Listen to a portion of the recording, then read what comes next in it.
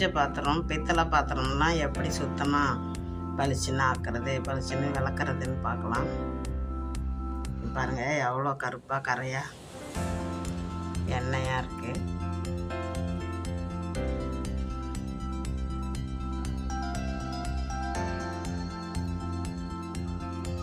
இதை எப்படி சுத்தமாக்குறது பளிச்சுன்னு ஆக்கிறது அப்படின்னு பார்க்கலாம்.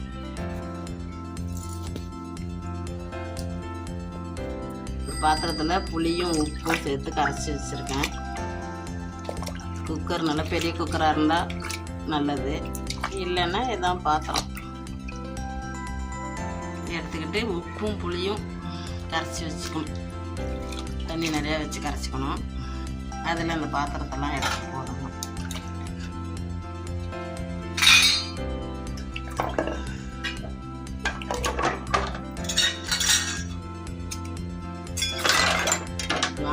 இதை அடுப்பில் வச்சு நல்லா ஒரு 2-3 விசில் விட்டு ஆஃப் பண்ணிவிட்டு அப்புறம் நம்ம எப்போதும் தேய்க்கிற மாதிரி ஏதாச்சும் லிக்விடோ பாத்திரம் தேய்க்கிற சோப்போ போட்டு தேய்ச்சோம்னா சுத்தமாகிடும். அடுப்பில் வச்சுட்டு சுத்தமாக விளக்கி கழுவிட்டு காட்டுறேன்.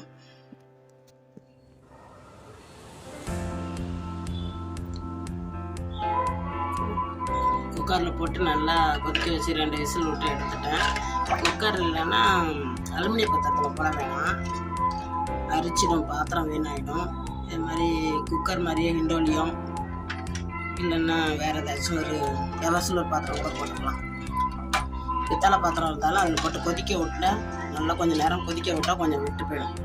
கருப்பு அழுக்கு கரை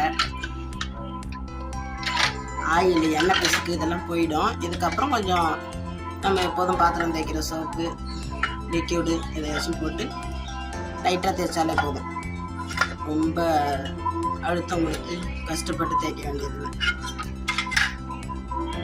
தேய்ச்சிட்டு சுத்தம் பண்ணி நல்லா விளக்கிட்டு அப்புறம் பார்க்கலாம்.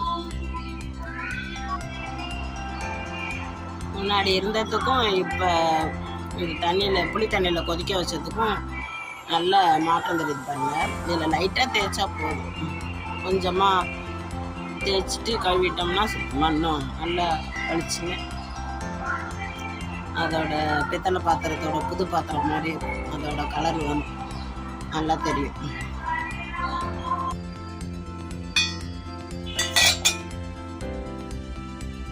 பூஜை பாத்திரம்லாம் விளக்கியாச்சு.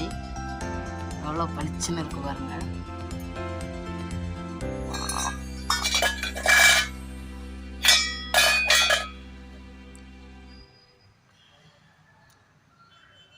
பலன்னு மின்னுது. புது பாத்திரம் மாதிரியே ஆயிடுச்சு.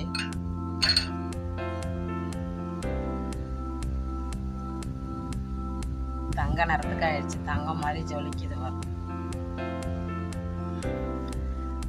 காலில் கூட ஒரு கரை கூட இல்லை, எல்லாம் போயிடுச்சு. இதில் சாம்பிராணி கரை எப்படியும் தேய்க்கவே முடியாது, ஒட்டிக்கிட்டே இருக்கும். அதுவும் போயிடுச்சு, சுத்தமாக இருக்குது. திரிமூல் போடுற இடம் இதையும் போகவே போகாது. உள்ள கருப்பு எண்ணெய் கசாடி போகவே போகாது. எண்ணெய் கசாடி